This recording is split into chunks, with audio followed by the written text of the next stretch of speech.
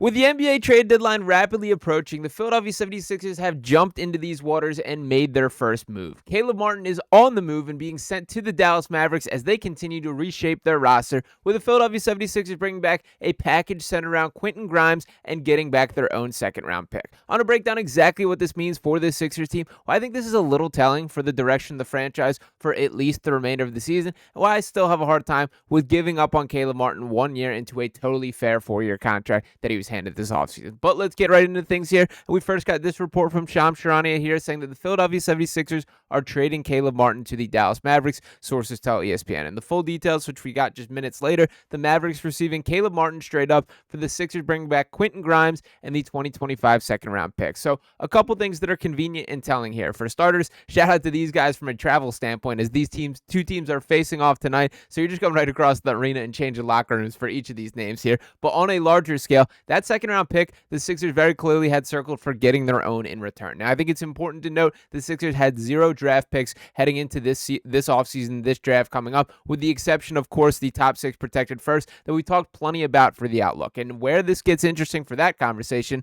is this is clearly, to me, more of a long-term move than a short-term improvement. Trading away Caleb Martin does make you worse as a basketball team. And what does that mean from a Sixers perspective? As we've seen them do this dance all season of, are we trying to make this playoff push, or should we truly bottom out and go and try and chase that draft pick, be one of these 6 worst teams in the NBA?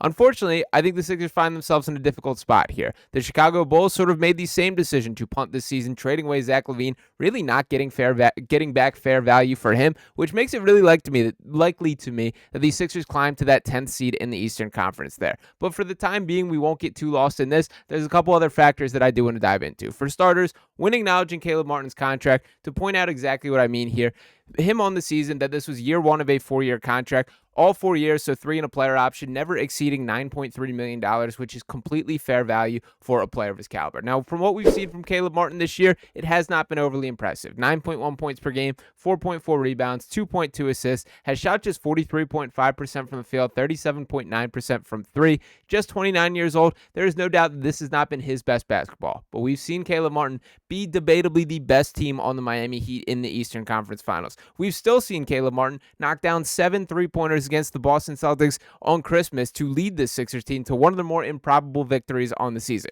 We know who this guy is. We know he's a playoff riser, and I think he's going to fit in quite well with the Dallas Mavericks, that new-look Dallas Mavericks team. And by the way, still have a huge issue with that Luka Doncic trade. But nonetheless, to lock on the Sixers team, what I guess keeps me from going completely crazy and being really frustrated about this trade, I do like Quentin Grimes, and part of this is obviously a financial aspect too. Now, to dive into what Grimes brings to a team, want to start by highlighting his stats on the season. He's having a really good year for this Mavericks team. 10.2 points per game, 3.8 rebounds, 2.1 assists, shooting 46.3% from the floor, a career-high 39.8% from 3, also 45.5% from the corner. Just 24 years old, will be 25 by the end of the season, but this is a little bit more youth on this Sixers roster. And to be completely honest, I don't think the gap between Caleb Martin and Quentin Grimes is that significant. And where the favorable outcome from a Sixers standpoint comes in, it is the contract situation. Now, to dive into what Quentin Grimes makes and pull up his contract here, once again, a guy who has bounced around and is in the final year of his contract,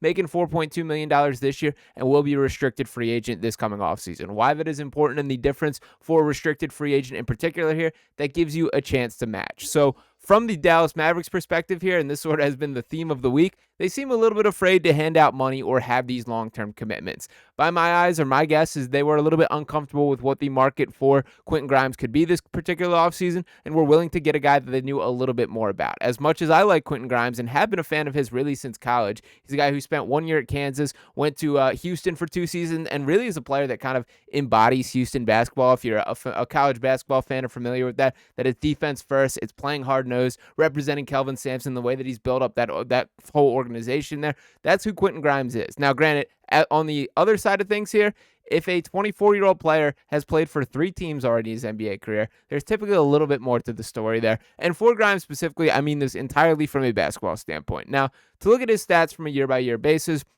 He was drafted by the New York Knicks and honestly showed some promise early on in his career. His second season, averaging 11.3 points per game, 2.1 assists, 3.2 rebounds there. Shot the ball relatively fine those 2 seasons as well. 38.6% from 3 that season. For his career, he's a 37.6% three-point shooter on 4.8 attempts per game. As I mentioned, shooting a career best this season, 39.8% from beyond the arc. He's a guy who defensively, I think, is in a similar conversation as Caleb Martin as well. Caleb's got a little more, I guess, like reputation defense, I would call it, where when you have a guy, when you lock up with a guy that they're not going to test you in the way. I don't think Grimes has received that pass from the NBA-wide standpoint, but I do think that he's a guy who does deliver when giving those opportunities, and that is important to note. So for the Sixers in particular here, the wins that we will point to is, number one, you get your second-round pick back. And if this season does bottom out, that could end up being a pretty high second-round pick. If we're talking about, the 40th overall selection, 38th, something like that, that's kind of painting it with an optimistic lens from a perspective of where that pick will actually land up. But in reality,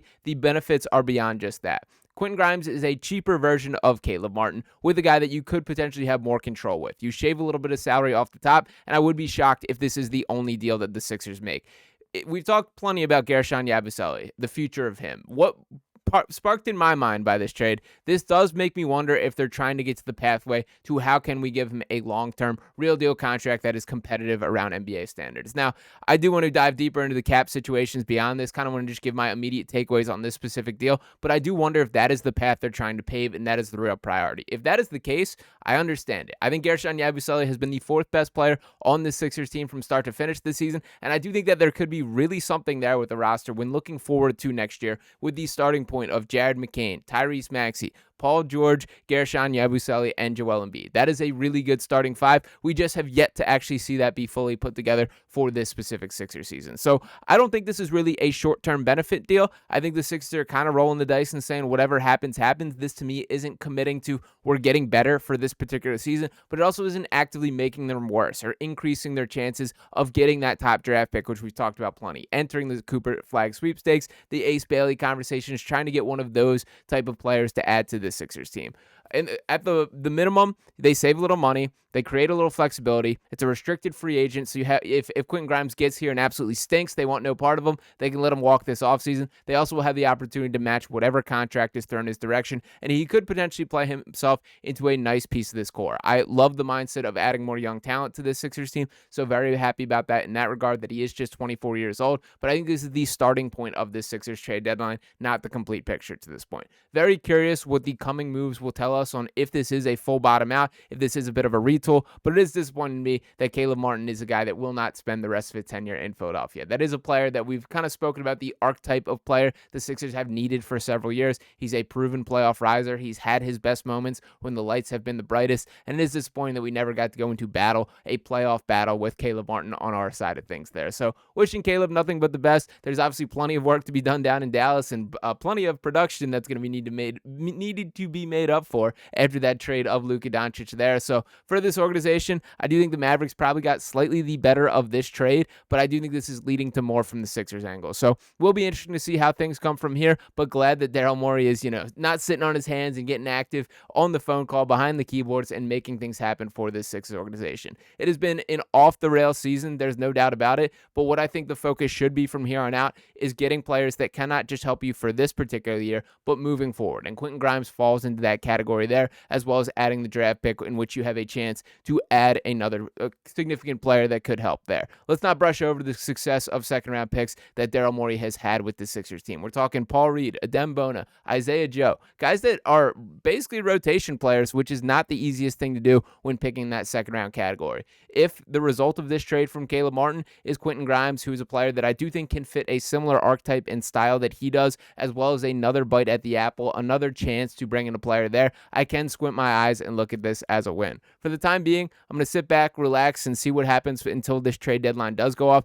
I do think there are more moves in the work, and it would surprise me if there's not another move made at this point. So we'll be ready to react to that when that is the case. But drop your immediate reactions to this trade in the comments below. Appreciate each and every one of you guys tuning into this video. Hopefully more news and more clear direction for this Sixers team moving forward. Once again, they will be back in action against this Dallas Mavericks team tonight. The expectation is Joel Embiid will will return to the floor, and maybe we can start to see some normalcy here. But drop your thoughts below. As always, appreciate each and every one of you guys. Make sure you're smashing that subscribe button if you have not already. Drop a like on this video here. I'll be back talking with you next time right here on Sixers Digest. Peace.